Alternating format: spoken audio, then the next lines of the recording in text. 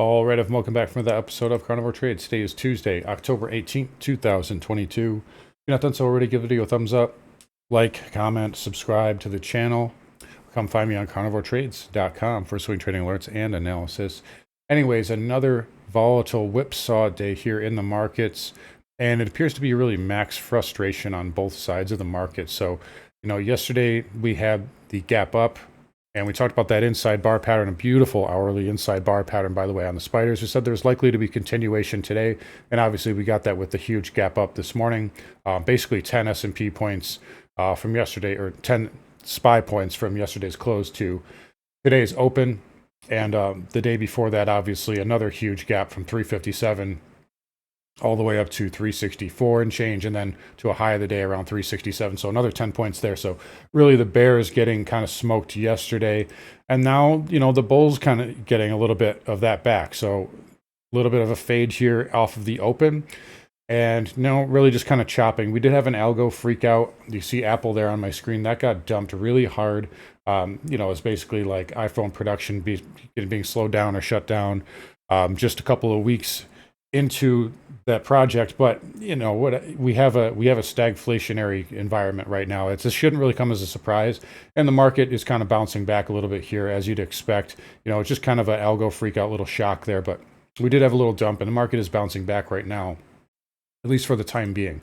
The key levels and patterns I'm really watching here, and we're going to go over to the ES here, the E-mini, and I know it's kind of sloppy right there. There's the closing bell, by the way, and we'll check on Netflix earnings in a few minutes. But key pattern I'm watching here is this rising wedge trend line, or really pattern here. So that goes back to last week, and then, lower trend line. We've hammered on that a couple of times here today, and ultimately we've held it, and that also coincides with that 3,700 level, which was the gap fill from yesterday in the Globex Open. It was also really that inside bar kind of consolidation. If we flip back over to the spiders, that coincides with this 367, 368 level on the spider. So that was where you broke out. That's where you put your base in. The ES came back down, back tested it, and it's held up for now. That does leave the door open for potentially a move up to that 3,800 handle. I said yesterday we could get as high as 3,825. That's where the measured move takes us. From the low right up to there, and then there's your 618 right down here. So I wouldn't rule that out. It may even take a little bit longer. We could go, let's flip over to the 4-hour here. So it could, maybe it doesn't hit tomorrow. Maybe it hits, Friday, and because this trend line is up sloping, right? So it could take some time to play out. I do think we get a lot more whipsaw this week. That's really where the market's at right now. Both max frustration on both sides, right? Bulls and bears getting the most amount of whipsaw in this market, and it's a very crazy market to trade. It's very wild day trading. I mean, it's very fun to day trade as well, but for swing trading, you really got to be precise with your entries here. Let's flip over to Netflix really quick. It does look like ES is jumping around here, so let's take a look. Yeah, Netflix, okay, up to 264 here after hours. That closed at 240, so that's giving the market a bit of a bid here. High of the day was 250. Let's take a look here. Let's see if I can flip over to my intraday. Yeah, so big bid there for Netflix. Algo's liking that. Algo's liking that for now. We had earnings from J&J earlier. That did not respond well. Goldman also got a nice bid this morning. Did fade off the highs and came back in, as you can see there. But Netflix, nice pop. So that should help the market out now, really, to kind of get into finish what I was saying earlier. So we have these rising wedge patterns. If this breaks this lower trend line, I think the market is in serious trouble. And you can see we had one previously about a week ago, and that played out right into that 20 moving average and was a beautiful bear pennant, bear wedge, and that broke down, leading to the most recent sell-off on CPI. You can even see it a little bit more clearly on the NASDAQ, on the NQ. Beautiful wedge pattern, bear pennant right into the 20 moving average, and we got rejected at that 20 moving average today as well. So definitely noteworthy. Doesn't mean we can't get through it tomorrow, but it did back off of that. Now we're seeing the NQ get a little bit of a bid here in the after hours, obviously off of Netflix. So, who knows where we're going to open tomorrow, but it is getting a little bit of a relief bid. If we look at the triple Qs, that trend line there, that 20 moving average also kind of coincides with this yellow trend line. So that did back off of that today as well. Triple Q is up basically $1 and change in the after hours right now. But again, I'm very interested to see where we go tomorrow. Again, we got rejected on that trend line, but that rising wedge on the ES does suggest that we could get up, to that 38.25 area after all. And again, that's where the measured move is. So that's kind of what I'm looking for here moving forward. Now, I don't expect it to last there. I'm not expecting us to stay up there very long. In fact, that's kind of really getting, really kind of getting into the sell zone, if you ask me. So really anything above 380, between 380 and 390 is, I would say, a sell zone here. And, if you got above that, you would know you're wrong. But this area here is kind of where I would be looking to be very careful with longs. And I'd be careful with longs in general here. This market is so volatile. This is not healthy price action to have these big violent swings up and down like that. Yes, when you put in a bottom, you can get those types of violent moves off the low, but usually it's not met with these big retraces. Usually it's one-sided V-shaped and then comes back down. And again, you guys know I'm not in the camp anyway that we've bottomed. And again, look at the bond market again today. I got to mention it every single day, but the 2-year here, not in really good shape at all. It tried to rally up today, tried to put in a higher high, and you still have that really nasty looking 4-hour inside bar there. So bond market still is a problem. The 10-year did fade off the highs, although it did get all the way up to 4.6 at one point today. The 30-year did come back in. A little bit of a possible topping candle there, a little shooting star topping tail on the 30-year, but finished at 4.021 there on the TYX. So, it did back off a little bit, but still was green. Still, we're not seeing any confirmation from the bond market. By the way, speaking of bonds, this is big stuff. Take a look at the 3-month 10-year. This is in plummet mode, and we've been talking about this. I haven't brought it up much recently, but that's a beautiful weekly bear flag there. I mean, that is as good as it gets. Tried to reverse, tried to negate it, went up to that 20 MA and got rejected, and now it's breaking to the lows. This white line here represents parity, so that is where we're going to go if we start breaking negative on that. But I mean, take a look at it. We'll go back to the daily. Here's the 10s and 30s. Was negative. It's only positive by, 2 basis points and change. 5s and 30s are still inverted by 20 basis points. 2s and 10s still down by 43. So there's major problems here in the bond market. And the stock market is not, the stock market right now is moving higher because of short squeezing. It's not moving higher because a low is putting in or there's a Fed pivot coming. That's not why it's moving. It's moving higher because of over positioning, and a lot of it has to do with Opex week, which is this Friday. And market makers are really scrambling to get control of gamma right now, and that's why this market is so dangerous. You see the VIX did come in a little bit today. It was red with a market that was under pressure, even though it was up 1%. Typically, the VIX does get hit during Opex week. Market makers want to be able to control volatility, so they can push the market lower if they need to without, causing a crash. But anyways, VIX right into this trend line. We'll be interested to see if it can hold that tomorrow, if we can rally back up. So this is interesting, something I'm watching there as well. Also coincides with that 20-day moving average there. So those are some levels there we're watching here moving forward. Anyways, let's get into some sectors here. So SMH managed to rally back to the flat line. That's an impressive little close there. This was very, very weak all day long. You barely got a bounce there on gap fill. And it continued lower all the way down to that 175 handle there. It did manage to scratch out again, but this is not a pattern of strength here on the semis. Yes, you did have a nice power bid off the lows with everything else last week, but if this was a bottom, this should not have stopped here for 3 days. This should have V-shaped up. We should have been above the 20 moving average by now. We should be, testing this gap window at the very least, if not this gap fill at 200. That's what a bottom looks like, a V-shaped move, and, really no contesting, no, the bears we gapped this up twice now, and we faded off the highs, both of those times. So that's still telling you bears are in control here. IGV a little bit better, faring a little bit better. So up 1 3/4 today. It did manage to close back above that 20-day moving average. Still not a pattern of strength, but it's holding up better. I know I mentioned Oracle yesterday. And again, that inside bar pattern did play out into the open. So that was a really nice pattern there. We got a nice little gap up on Oracle. But again, cloud and tech, still not patterns of strength here, although they were green on the day. So again, let's just be careful with the tech sector right now. Transport's up 1.35%. So a nice little pop there in a doji. I'm watching the transports very carefully here. So we talked about this yesterday. We had kind of a 5-wave down right there. And now you're trying to put in kind of an ABC up. And I could see a very similar kind of structure here with the spiders. So I do think we're in the process of trying to put in an ABC up here on the SPY and the S&P and so on. And the transports are a leading indicator, and they started dumping out before the spiders did. So if the transports start rolling over and the spiders are still bidding, that's going to be a major, major red flag for me. So I'm watching this very carefully. All things considered, it's stalled out around that 13,200 area. That's the level I've been giving you guys for a long time now. And that's really almost where the high of the day was. So 13,145, that's where 13.2 is.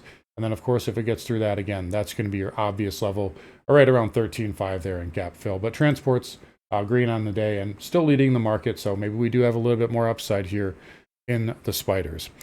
All right, we already talked about rates. Let's get over to XHB. Home builders, again, stalling out at that 57, 58 handle, 58 handle rather. And again, possible little ABC up pattern there on XHB. Let's not make too much out of it. It was up in a down market, or I keep thinking it's a down market today. It felt like it was a down market. It was up 1%, but XHB still outperformed, up 2.25%. ITB up almost 3%, so a nice day there for the ITB. That has a little bit more of the retailers in it. And then VNQ, what do you know, had a nice day as well. So finally some follow through to the upside. Again, it did stall out at that 20 moving average, but it was up 1% on the day. If you can get above that, then this might have legs up to 83, 84. But for right now, it did back off of the 20 moving average like a lot of things did today. All right, financials. We mentioned Goldman earlier. Again, that gapped up on the Goldman earnings, up 1.6% on the day was XLF. So it got above that 32 level that was resistance, and it really backed off of that and then closed essentially right on it. So 32.30 was the close. You do have that necktie. I don't know if it can get much above this right now. This is pretty good resistance at the moment. If we were to test it, or if we were to break through it, I think we'd have to consolidate a little bit. But XLF, green on the day, had a nice little pop. Goldman up as well. By the way, Bank of America here, I think this is almost about done here. This is pretty good resistance up here on BAC, and this is getting a little extended here, so be careful with the fins right now. BAC does make up a big part of the financial sector. In the XLF, broker dealers up as well, again on the back of Goldman. Goldman's a broker, so makes sense. They're up 1.44%. Shifting over to energy, a nice little dump here on crude, so down 2.5%. And a lot of that came, a lot came in the morning, and then we kind of bounced a little bit and had a little bit of fade in the afternoon. But overall, the important thing is we did break that yellow trend line, and we're now back below this white downsloping trend line. So you'll have a little bit of support here at 82.50, which is where we kind of bounced today. I said that yesterday, right around this area, 82, 82.50. And then if you get below that, it's really down to about 77, 78. And then I don't know how much this double bottom really is going to do. Yeah, I don't think that's going to really do much. I think if you get through that double bottom, you might as well go down and test that blue line, which is really the area like I'm licking my chops for. I would love to get it in that area. But for right now, it held the 82 area, so we'll respect that for the moment. Accrued down 2.5% on the day. We'll see what it does tomorrow here.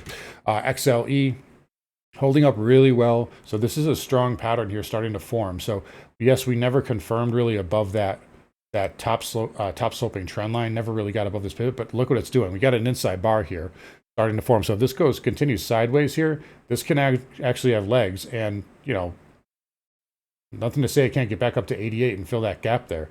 So XLE holding up pretty nicely. Again, the only thing I don't like is that if we have a major, this market's so touchy and sensitive. We're up in 2 days here. Look, or 3 days rather. 350 to this morning's gap is 375. So this market's touchy, and then just before that, 380 down to 350. So this market's so touchy. I don't want to jump into energy and then have a bunch of margin selling wipe me out to $65. That said, though, you got to take the pattern for what it's worth. This is pretty solid here on XLE. I do like it right now. Just outside of that one caveat, that's the only thing that's keeping me out of it. But same thing there with the XOP, up 1% on the day. This pattern doesn't look terrible either. I do like it. And OIH also consolidating nicely. Again, inside bar there. If you look on the weekly, you had a nice move up. You had inside bar here, tried to fail, and then it came right back up. So now it's just consolidating there. So I do like these patterns here. I just don't like the rest of the market. And that's really kind of what's keeping me away from them right now. But if I had to pick a sector, I think energy would be probably the best. And then nat gas, it's getting there, guys. So down 4.6%. If this gets in there tomorrow, you guys are with me with Carnivore Trades. We'll be taking this. So if you want to get in on that, and we've made a lot of money trading nat gas over the last year, just ask any of the members. We're pretty good at it. And yeah, I will be getting into this probably tomorrow if we dump out. But, you know, we just need to see how it gets in there. If it starts bouncing, you know, I don't want to see it bounce tomorrow and then do this and back. Then it's going to change the price targets. But for right now, this is in play for tomorrow. So this is definitely on my radar. If you guys want to get in on that, come find me on carnivoretrades.com. We've been trading. We use Boyle a lot and KOLD, the short nat gas play. And we've made some nice money on that. I think our record is still perfect. So knock on wood. But nat gas down 4.5%, getting very close to support here. Dollar index. Dollar red, as you'd expect here with the down market. Up just 2 basis points. Let's not make too much out of it. Okay, you got a daily close below the 20 moving average, but that doesn't amount to a hill of beans. We've done that a bunch of times in the last year, and it hasn't really mattered. Trend is still strong until you break that 50 on a weekly close. I really don't even care about the dollar pulling back. I don't think it's really going to get much below 109.50 if it does. But for right now, I mean, you've got higher lows, higher lows, higher lows, pretty much all the way back. So dollar index still holding up really well. Gold kind of just a flattish day here. We'll see if it starts to set up an inside bar. You know, it's just kind of a tiny pattern so far, but a little bit of a micro bounce there for gold. So it is a little bit on the weaker side. Silver, a little bit stronger here, but still inside bar from 2 days ago, which was Friday. But it did manage to hold back above that 1850 level. So that is a small sign of strength here in the near term. Then platinum, again, backing off this trend line. I still like this pattern as well. Platinum holding up well, and can't really say anything bad about it at the moment. Copper here, down 1.6% on the day. Again, just still struggling with this top side trend line. If this starts to roll over, I'd have to think this probably goes back to 320. So let's be careful with it here. I'd like to see it put in a higher low and then push up. But for right now, it is a little bit on the weaker side and kind of in danger of rolling over here. All right, so lastly, Bitcoin, you know, basically kind of a sideways to negative day. Let's not make too much out of it. Really just inside of yesterday's candle. Ether down a little bit more, down 2% here. But again, just holding trend, and this is ultimately still bearish consolidation here on the weaker and on weekly and bigger time frames. So again, be careful with the coins here. I do think Bitcoin needs to go down to that 13,000 area ultimately before you'll get a really good, and I think you'll get a monster bid off that level. I'll be playing it myself probably at that level. So that's really, you know, again, nothing's really changed here in the last month or so on Bitcoin. But yeah, basically just an inside day there so far. So let's not make anything out of it. All right, let's flip back over to, let's take a look at Netflix again. Wow, 275. So nice pop there for Flix. Look at that. We're going to get the hourly. Yeah, nice bid there. So that should give the markets a bit of a lift. That takes you up almost to that 200 MA. That takes you all the way up to that 200 MA there on Netflix. So that should be helping the market out a little bit. Let's take a look at the ES and the after hours. Yeah, getting a nice little bit. So that's above. So this is the pivot where we broke down on Apple, on that Apple news, and we're back above that now. So that's a good sign of strength for the market. NQ, nice little pop there. So hopefully we can get some more upside tomorrow and, you know, really get up to those price targets. I really like to see 38.25 or at least 3,800. Then I think we're in kind of a sell zone here. So we'll take it one day at a time. And yeah, this market is pretty fun to trade and pretty volatile. And Tesla earnings tomorrow, that's going to be a total, you know, an S show, I guess we'll say. Anyways, guys, I'm going to wrap it up here. Come find me on carnivoretrades.com. I'll talk to you guys all tomorrow.